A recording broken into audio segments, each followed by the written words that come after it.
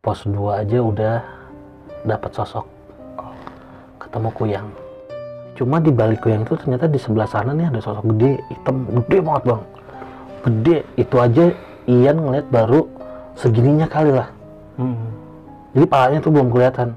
Wujudnya itu dia kayang bang, kayang begini, palanya muter, lidahnya tuh panjang ke bawah, terus turun. Udah kita coba depan tenda gini, center diturunin ke bawah.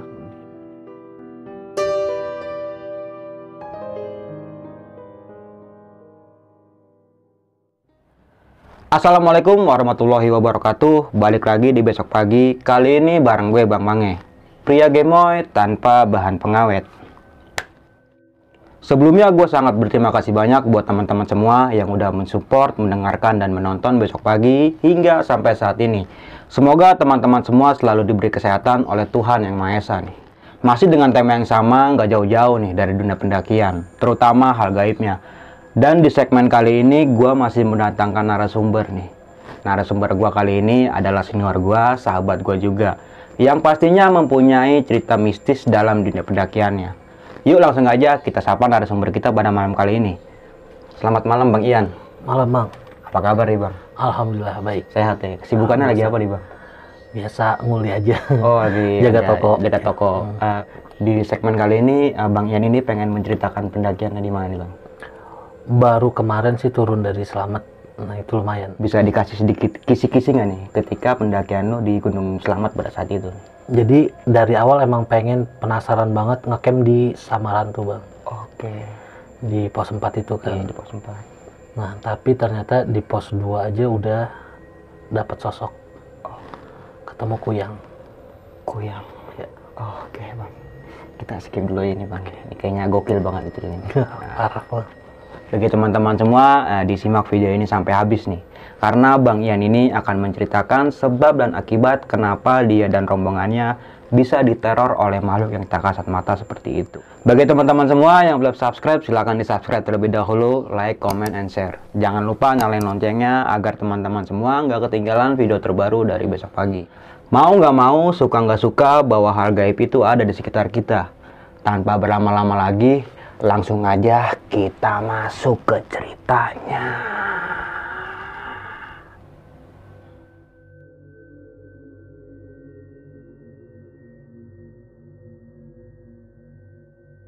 Jadi gue nanjak berempat bang dari Jakarta. Itu tapi kita ketemuan di Terminal Bekasi. Gua, Arif, Jack, sama satu lagi Bambang. Nah kita berempat ini emang suka banget nanjak nih. Tapi pas waktu nanjak Slamet itu kalau nggak ada apa ya challenge atau tantangannya tuh kayaknya nggak seru. Emang sih di situ kalau kita daftar kan di Simaksi udah dilarang nih pos 3 sama pos 4 itu nggak boleh.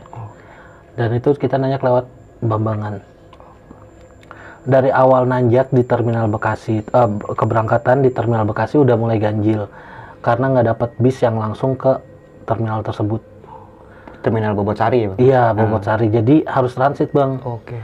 Nah pas lagi transit itu sempet nih ada yang unik.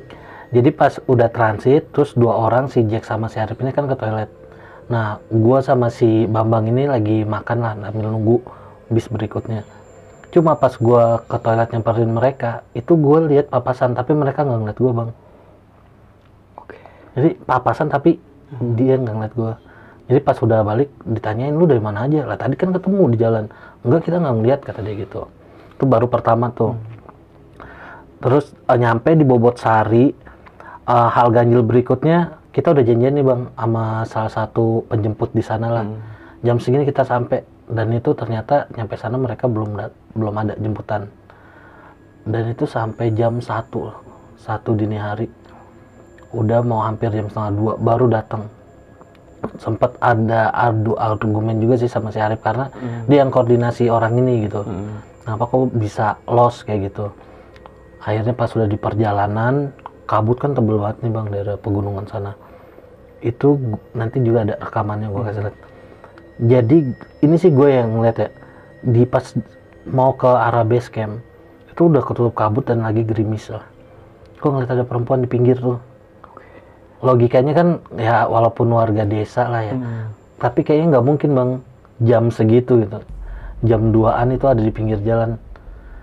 Dan itu gue sampai lihat ini beneran orang apa enggak gitu kan, karena bajunya lusuh, rambutnya panjang, terus cuma nunduk gini aja. Oke. Dan kocaknya lagi nih, si supir setiap gue ajak ngobrol gue dicuekin bang, padahal gue kan di belakang supirnya. Jadi kalau ngomong begini nih harusnya dia denger gue, kayak ya basa-basi lah, bang di sini lagi pertaniannya tuh apa, lagi musim apa iya, lah, kayak gitu ya. ya mata pencariannya apa kayak gitu. Ini enggak. Dan yang gue kesel sama yang di depan kan Arif, itu jadi kayak kaku aja, nggak ada obrolan. Iya kan. Terus kata gue ini kok berasa kayak aneh gitu, sampai gue rekam dari dalam. Ini kayak udah nggak beres lah. Nyampe sana ternyata ada satu rombongan yang udah ada di base camp bang gitu. Jadi itu hari Kamis dini hari lah, jadi emang gue sengaja hari Kamis malam Jumat Kliwon tuh nanjaknya gitu kan. Udah nyampe di base camp, besok paginya itu langsung jalan. Nah bareng sama rombongan yang pertama ini yang tadi nyampe di situ kan, gue tanya ada ojek kan, jasa ojek. Bang naik ojek gitu? Enggak lah, ngapain naik ojek, emang lagi jalan-jalan pariwisata gitu. Nggak, gue kayak gengsi juga nih kalau misalkan gue naik ojek rombongan, jalan lah. Ternyata lumayan. Itu perdana tuh ke Selamat. Ternyata dia posnya pos 1 Bayangan, pos 1, pos 2 Bayangan, pos 2 kayak gitu kan. Dari pas trekking ke dari base camp menuju pos 1 ojek dulu lah, itu udah sempat ada kendala. Jadi kan tahu sendiri kalau Bambang itu nggak ada mata airnya ya. Ada juga udah di pos 5 atau pos di berapa. pos 5. Nah ini bawa drigen yang portable bang. Oh, yang bisa dikompak gitu? Bukan, yang bisa ditiup gitu lah, jadi bisa dilipat lah. Gitu. Itu padahal ditenteng ya bang, nggak kita geret. Lu udah bawa air, tiba-tiba bocor. Oke. Tiba-tiba bocor sampai tali jaket parka gue tuh digunting sama temen. Sorry ya, nih harus dikorbanin karena nggak ada tali segala macam lah. Buat ngikat si drigen portable itu. Betul. Sampai di pos 1 ojek, gue udah mulai kayak wah nih nggak beres gitu kan, padahal gue bawa daypack bang, yang 40 liter lah. Teman-teman tuh 3 orang yang bawa carrier kan, ibarat kata harusnya gue ringan nih, ini kok kenapa berat banget gitu. Sampai di pos 1 ojek itu kan break. Nah si Arif sama si Jack ini udah jalan udah mau masuk hutan, gue masih yang di luar gitu. Di situ ada pos sebelah kiri lah, gue istirahat. Gue bilang sama si Bambang, gue mau break di sini, ini ada yang mau cerita. Jadi di pos itu ternyata ada anak kecil. Gitu. Sampai gue bilang, bang ntar kalau dia masuk lo ajak ngobrol ya gitu. Nggak apa-apa. Oh lu serius, jangan nakutin gitu. Iya nggak apa-apa, ajak ngobrol aja. Tapi kalau emang lu udah takut banget nih, nggak tahu gimana caranya, di kuping gue aja panggil nama gue, ntar gue balik gitu kan. Udah singkat cerita, nanya dulu ngobrol. Nah ternyata dia tuh kayak hilang, mungkin dia terakhirnya di situ gitu bang. Tapi dia nggak bisa keluar dari gunung. Makhluk sini lah. Sampai nego. Ternyata di situ yang jaga tempat itu ada sosok gede hitam tinggi. Dia bilang ini anak nggak bisa kemana-mana. Kayak gitu. Udah kita nego nih, kan masuklah. Nah jadi pas lagi proses masuk, Iannya nego sama yang sosok gede ini, si Bambang ini tuh ngebangunin katanya nggak bangun-bangun, cuma nangis sama ngegereng, ntar nangis lagi, ngegereng lagi kayak gitu. Panik lah dia manggil si Jack sama si Arif yang ada di depan. Bang tolong ini si Ian gitu kan. Dia masih, yang 2 orang ini temen tuh udah biasa lah, kalau kita medium sip tuh mereka udah biasa. Kenapa digituin dari jauh, teriak-teriakan lah tuh, kenapa ini gitu, tidur gitu kan. Kalau tidur bangun aja. Si Bambang ini nggak berani ngomong gitu, saking takutnya. Sampai dari balik bilik itu kan kayak rumah kayu gitu lah, dia cuman pakai kayu di gini-giniin, saking takutnya tuh nggak boleh deketin. Akhirnya 2 orang itu balik lagi, tarik mundur, terus diajak ngomong kenapa dan maunya apa. Itu baru di pos ojek tuh bang. Akhirnya udah, ternyata nggak bisa kita tolong juga kan, karena dia ada yang megang.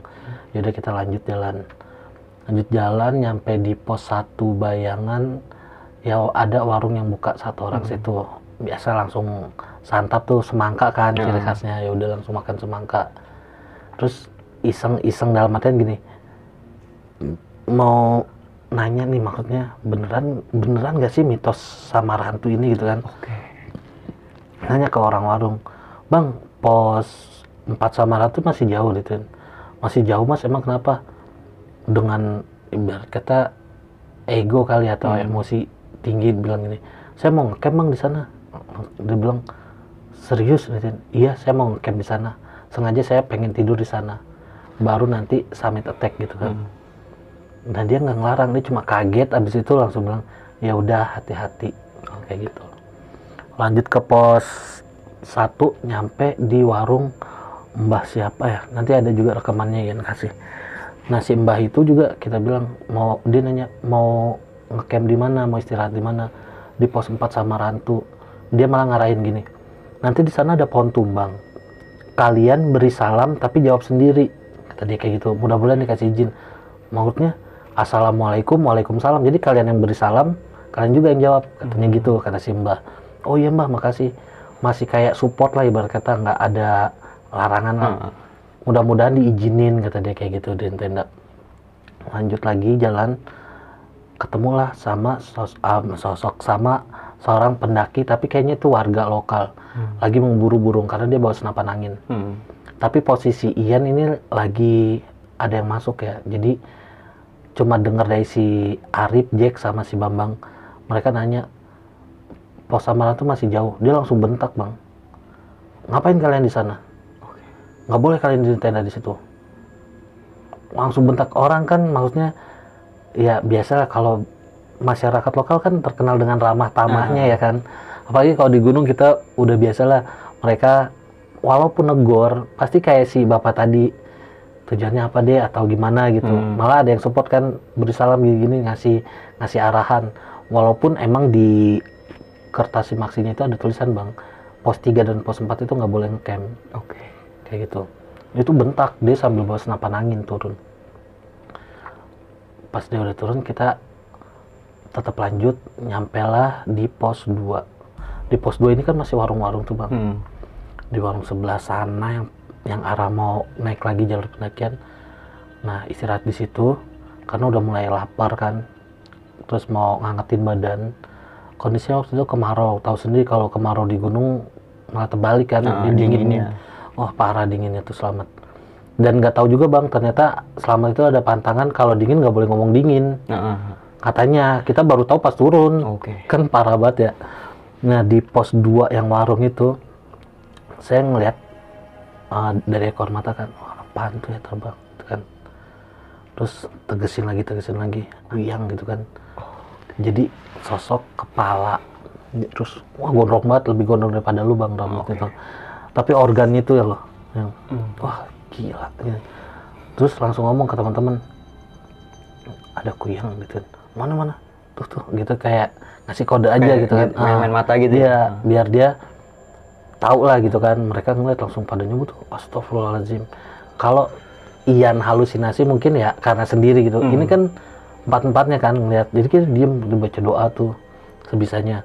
Cuma di balik kuyang itu ternyata di sebelah sana nih ada sosok gede, hitam, gede banget, bang, gede. Itu aja Ian ngeliat baru segininya kali lah.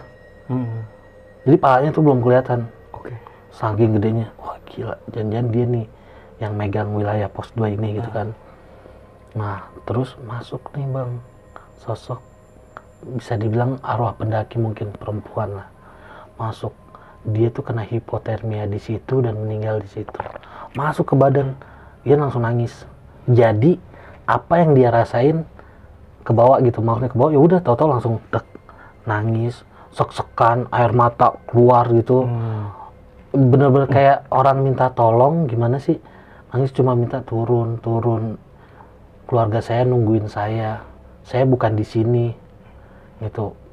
Ya cuma gimana, di belakangnya dia ada si sosok ini gitu kan, yang gede ini gitu. Jadi udah di mediumship, ditanya ntar dibantu, teman-teman cuma bisa bilang gitu, nanti dibantu ya gitu.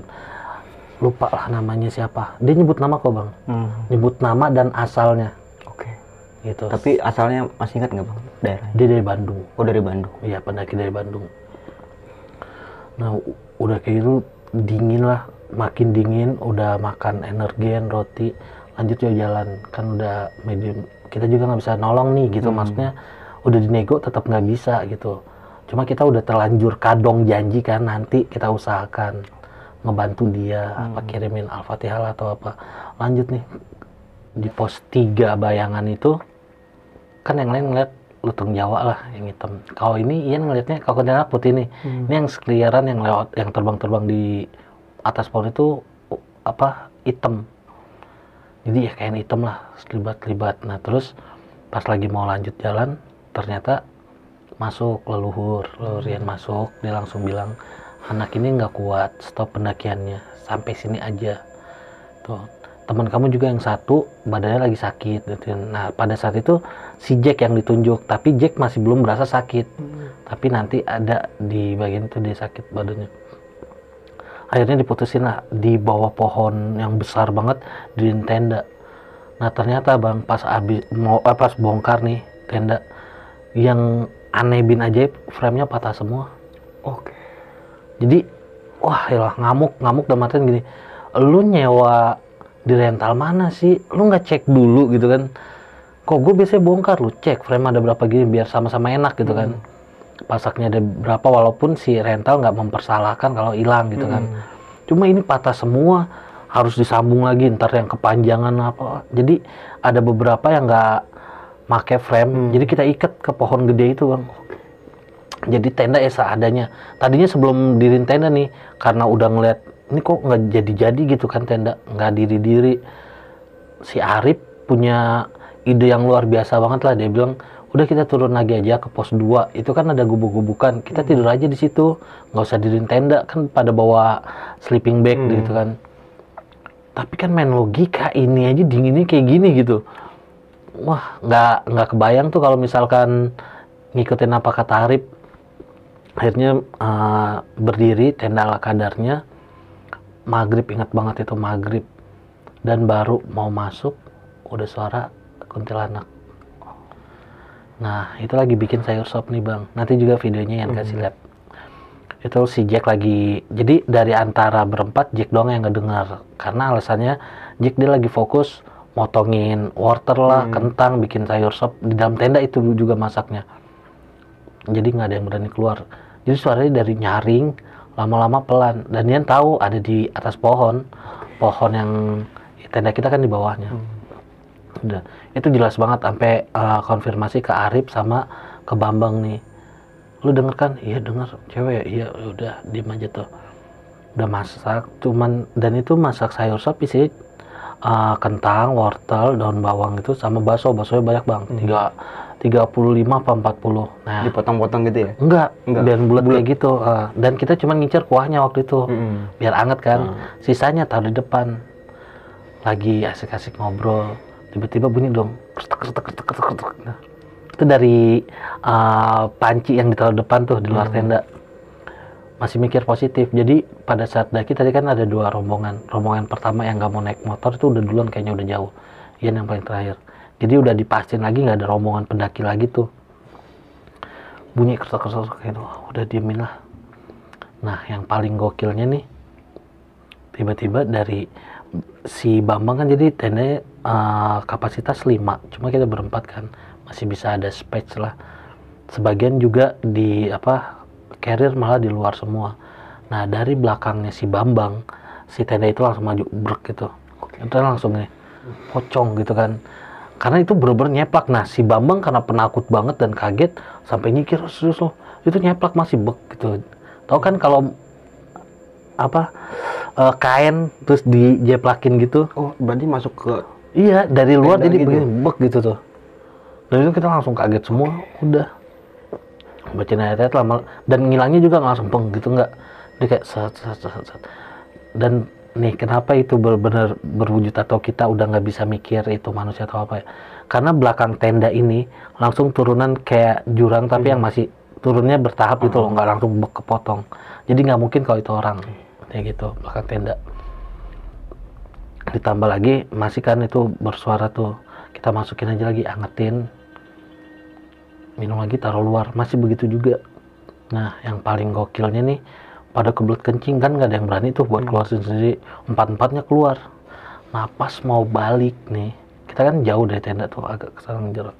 Pas mau balik ada kunco bang turun dari pohon gede. Kunco itu kuntilanak cowok. Oke. Jadi laki-laki gitu. Wujudnya itu dia kayang bang, kayang begini, palanya muter, lidahnya tuh panjang ke bawah. Terus turun. Udah kita coba depan tenda gini. Center diturunin ke bawah, diam aja. Sambil baca doa kan. Lagi ya. Sampai dia akhirnya ke semak-semak itu udah. Kita baru masuk tenda. Ternyata dia nggak ngilang. Kita udah masuk tenda semua nih. Dari luar tuh kan yang kira carrier ya, yang geser, ternyata balik lagi itu tulang. Jadi kalau dia melangkah gini kayaknya tulang ininya nih kesenggol. Iya itu tulang, dia bener pegang tuh. Wah gila lah pokoknya. Masuk sosok itu. Nah pas lagi masuk dia mintanya parah sih, dia mintanya darah. Si Arif sama si Jack udah tau lah nanganin Ian kalau mediumisasi kayak gimana. Pokoknya intinya nggak bakal diturutin dan nggak bakal bisa. Ya udah mereka juga udah bisa ngeluarin kan, dikeluarin lah sosok itu. Berakibatnya sama si sayur sop tadi yang tadi di luar. Nah keesokan paginya tempatnya masih utuh bang, dan nggak kebuka ya tutupnya. Kalau emang itu logikanya gini, kalau emang itu binatang monyet atau apalah itu pasti tublek semua kan. Tuh sayur ini enggak, dalam masih posisi tertutup. Pas dibuka yang nggak ada baksonya doang, sayurannya masih ada, baksonya doang. Logika dari 40-35 disisain 1. Jadi kayak emang ngincer daging gitu lah. Kalau orang nggak mungkin tuh orang terus bukanya, kita yakin banget tinggalan kita doang pendakian itu tuh. Dan kan nggak nyampe ke Samaran tuh kan gak kesampean. Jadi itu pun nggak ada bayangan udah summit. Dan pas malam pun Ian hipo, langsung peng dingin. Jadi pas leluhur masuk bilang anak ini nggak kuat, itu maksudnya. Sampai bilang kan, kalau emang kalian nggak percaya, saya bakalan keluar dari tubuh anak ini, kalian bakalan lihat. Jadi si mbah keluar ya udah dingin, dan itu sampai 1 apa 2 menit itu nggak ada napasnya bang. Tuh temen udah nangis semua, udah panik lah ibarat kata, karena udah ngebujur kaku dan nggak ada napasnya. Udah si pas Gan udah napas, wah udah langsung melukin, wah alhamdulillah lu nggak apa-apa kayak gitu kan. Nah ternyata si Bambang ini bawa suatu wapak atau jimat gitu. Jimat sebenarnya sih nggak bawa barangnya, tapi isinya yang ikut gitu. Jadi bentrok bang sama yang di sana. Sempet sih ada yang menceritakan historinya si Bambang ini yang nggak bisa saya up di sini gitu lah. Dan dia sampai kaget gitu, karena si Bambang ini sempat pernah dia sama calon istrinya kecelakaan, cuma si calon istrinya yang meninggal gitu. Dan itu datang ke situ. Wah gila lah pokoknya pendakian itu tuh. Sama si Kunco ini kan kayak nggak nyerah gitu bang. Sampai pagi pun dia tuh tenda tuh dioyak-oyak sama dia. Kita tuh bisa tidur mungkin jam 4 mau menjelang jam 5. Udah yang cuman hitungan menit lah, nggak sampai sejam gitu. Kita juga nungguin pagi. Tahu sini kalau pagi ditungguin di gunung malah hancur nih baru jam. Diteror kan dari maghrib, dari tawa kuntilanak, terus yang ngejeplak muka pocong kayak gitu kan. Terus kita berempat ngeliat kuntilanak cowok. Apalagi pas pagi ngeliat sayur sop begitu doang kan, packing ini masih bang. Jadi pas sampai ke base camp itu masih berlanjut. Pas turun ketemu warga, sebenarnya sih ada niatan buat naik ojek, malah kagak ada ojek sama sekali. Dan kan namanya kita pendakian nih, yang tadi Ian udah bilang kan bawa daypack, itu beratnya makin parah. Padahal logistik itu semakin berkurang.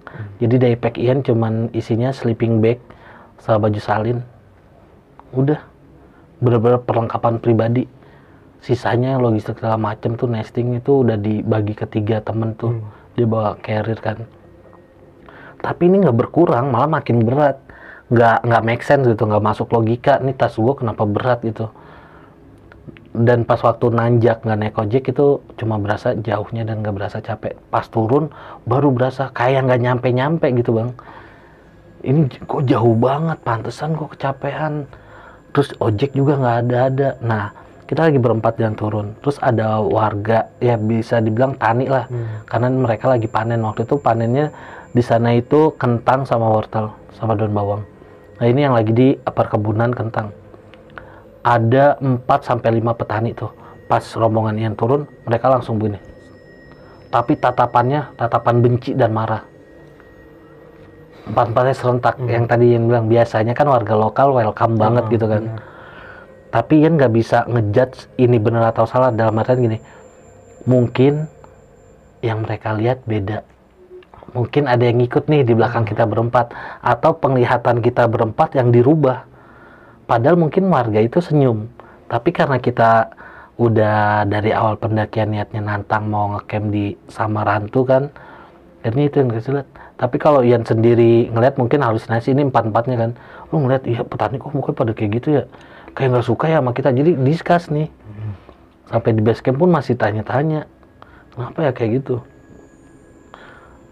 Sampai akhirnya pulang, yang diganggu satu tuh. Si Jack ini jadi masih diikutin katanya sama sosok yang gede, dan dia kan sempat belajar mediumship dalam artian yang tadi yang bilang wadahnya dia udah bisa, lu coba latih mumpung lagi di gunung, tahu sendiri gunung makhluknya kayak mana.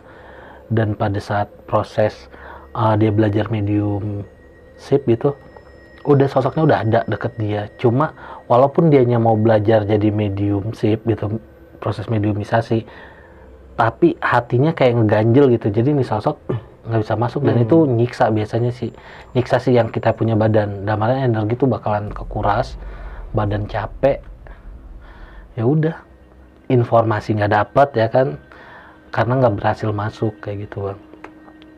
Dan nyampe rumah dia ngekos sendiri di daerah Kemayoran si Jack ini, langsung nelfon pas nyampe rumah, tolongin gue dong dicekin nih, ada yang ngikut deh kayaknya. Karena gue nggak bisa tidur dan gue selalu ngeliat sosok hitam gitu. Jadi antara yang di pos ojek, kalau nggak pos 2, yang tadi sempat ngeliat gue yang sempat disesalin dalam artian, oh gue punya PR gitu, keselamat. Karena Ian punya target atau minimal bisa nginjekin 3 atap Pulau Jawa lah. Jadi ngincar Cerme selamat sama Semeru. Cerme pun kan gagal. Cerme juga gagal? Gagal loh, terornya paling parah kalau Cerme sih. Ya gitu paling hikmahnya ya jangan suka nantang kali ya.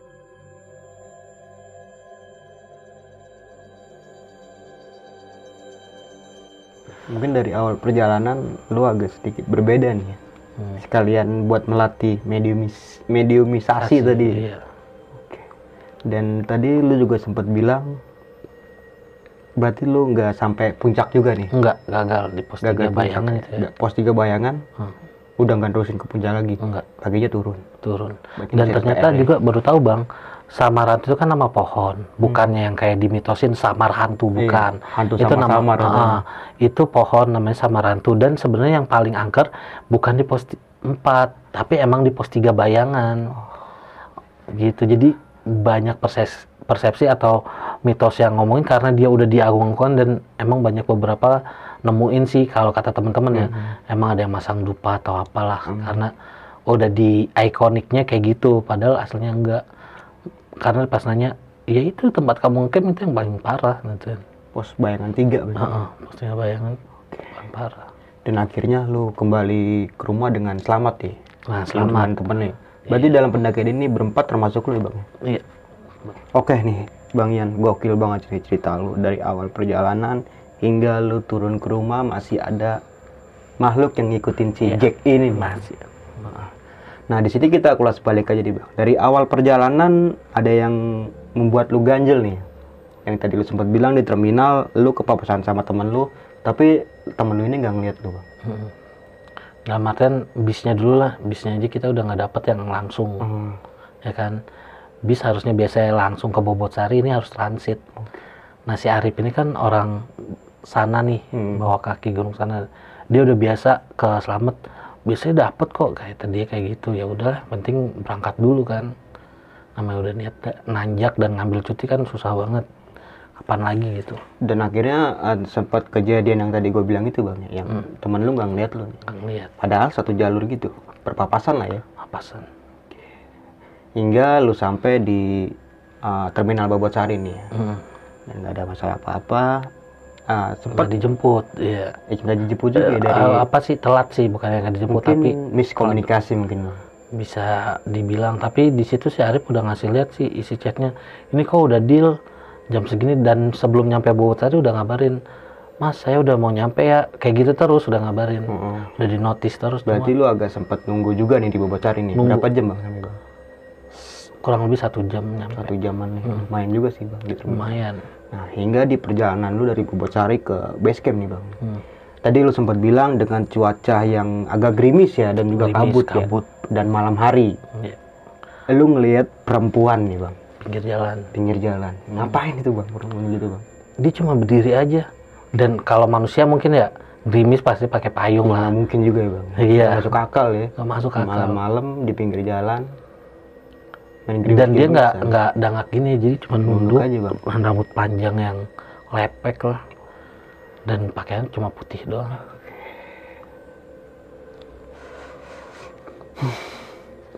kuntilanak. Hingga sampai ke base camp nih bang. Sampai base camp. Emang ada kendala apa bang? Base camp nggak ada sih. Tadi ada yang sedikit gua kurang paham juga sih bang, tentang perjalanan lu nih, atau waktu-waktunya nih.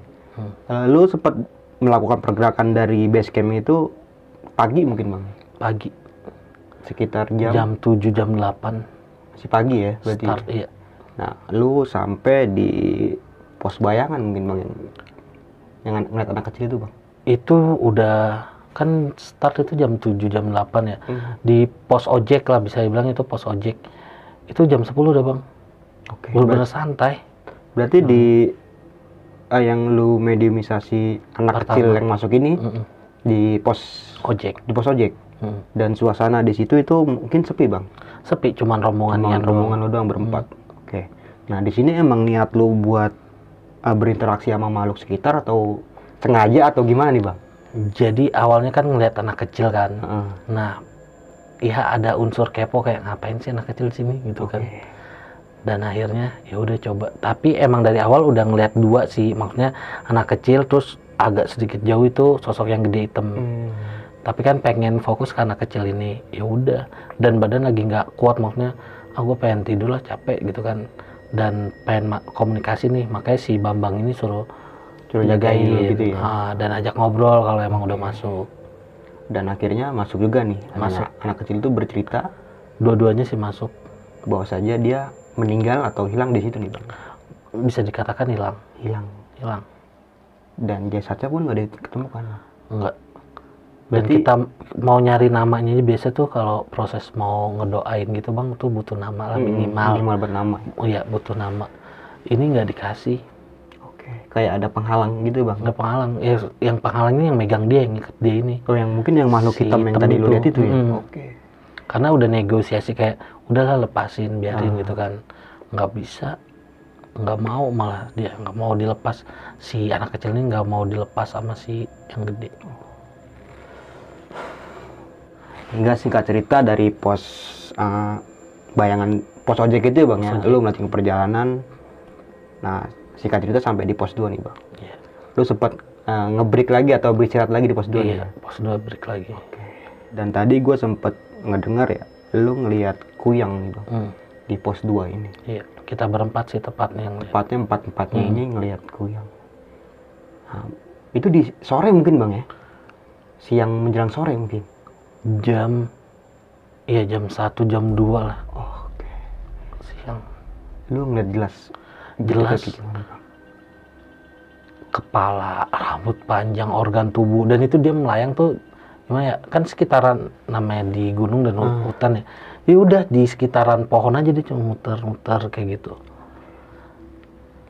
Justru lebih fokus ke yang belakangnya dia lagi, Main makhluk yang gede hitam, itu, gede yang Ian cuma ngeliat segini. Set, ini belum kelihatan mukanya gitu kan, segede apa ini makhluk. Nah nih bang, lu sempat ngeliat makhluk yang hitam gede itu sama nggak nih sama yang di pos ojek bang? Beda. Oh beda. Kalau pos ojek itu masih sekitaran segede pos lah bisa dibilang. masih kelihatan lah ya. Tingginya masih kelihatan, mukanya, taringnya tuh masih kelihatan. Tadi pas di pos 2 ini itu udah Nggak kelihatan. Jadi cuman ya batas dadanya. Atau malah perutnya itu. Jadi masih begini aja bang, udah dangak tuh nggak ngeliat. hingga akhirnya lu mau melihat perempuan nih bang ya. Iya. Di sini dia bisa dibilang arwah pendaki. Oke. Dan lu juga sempat tadi mediumisasi juga ya. Medium sip.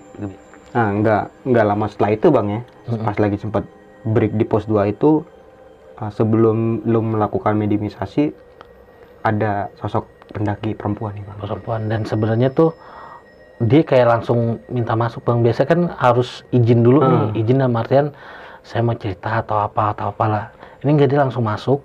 Jadi langsung masuknya itu kenapa prosesnya itu Ian langsung nangis. Jadi langsung set ngelesor, terus air mata keluar yang bener-bener nangis tuh, dia nangis. Jadi yang lain juga heran kan, kenapa kok nangis itu. Pas udah diceritain, ya 3 orang teman-teman ikutan sedih. Jadi nama artian kok ada ya tim gitu temennya kayak begini, Ditinggal lah bang. tinggal. Oke. Dan juga tadi lu sempat bilang lu menggali literasi dalam perempuan ini nih ya. Nanya tempat tinggal, sama nama asalnya, ya. namanya. Asal di mana ya. Dan mungkin di sini kita sensor aja nih bang namanya bang. Nggak enak juga kan. Yang penting pendaki itu asal Bandung. Asal Bandung. Akhirnya lu melanjutkan perjalanan nih dari pos 2 nih bang. Lanjut. Menuju ke baru mungkin belum sampai pos 3 bang. Belum, pos 3 Bayangan itu. Pos 3 Bayangan ya. Nah, di sini lu sempat dirasukin atau dimasukin sama leluhur lu. Karena menurut dia tuh ini udah nggak bisa dilanjutin. Jadi kalau leluhur itu kan dia suka tahu apa yang bakalan ntar kenapa-napa. Daripada nih cucunya kenapa-napa, udah di stop sama dia di situ. Sampai Diperingatin gitu bang ya. Langsung disuruh berhenti sampai sini aja. Dan akhirnya lu memutuskan di buka tenda di pos Bayangan 3 nih. Dan itu voting dulu bang sebenarnya. Voting dalam artian sedikit lah ya. Yang mau lanjut ini kan cuma si Arif nih.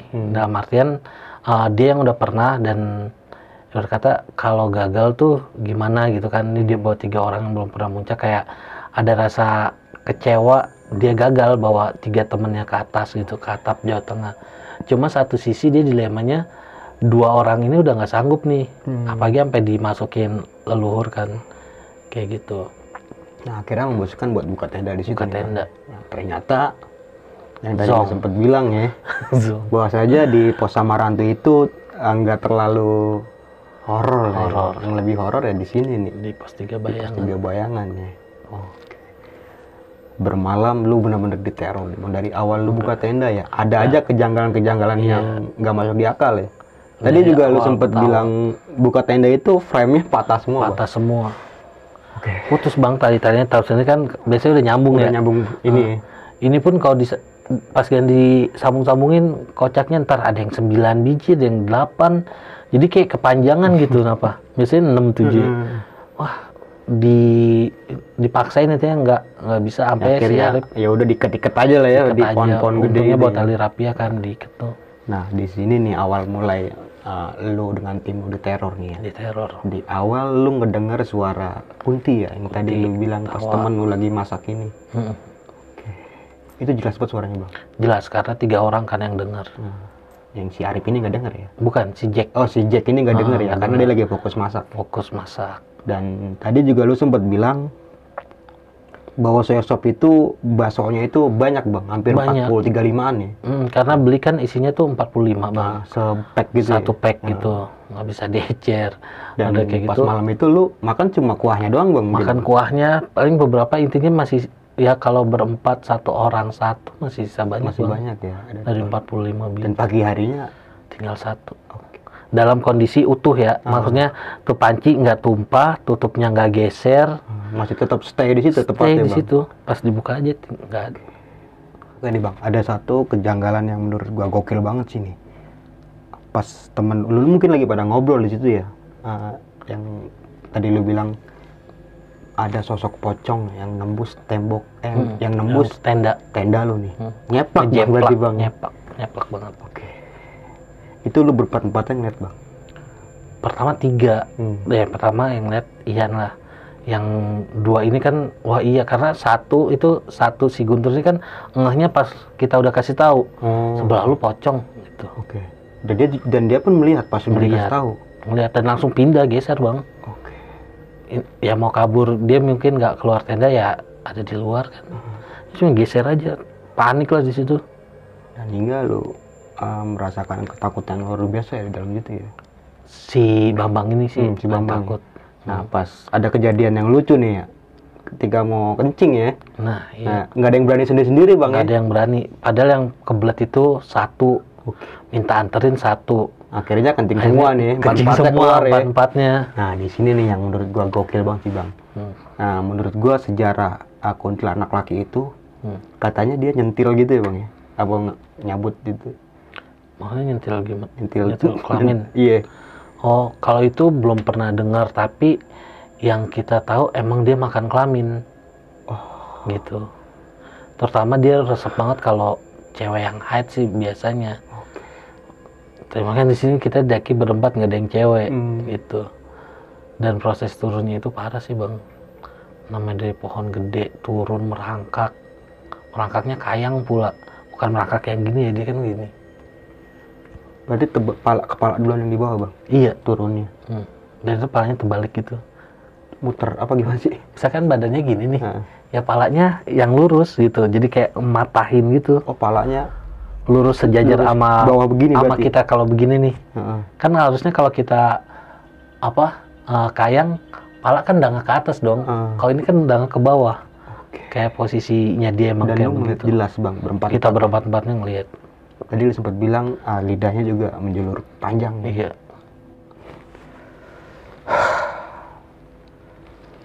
Dan dia muterin tenda tuh. Enggak hilang berarti dia. Enggak.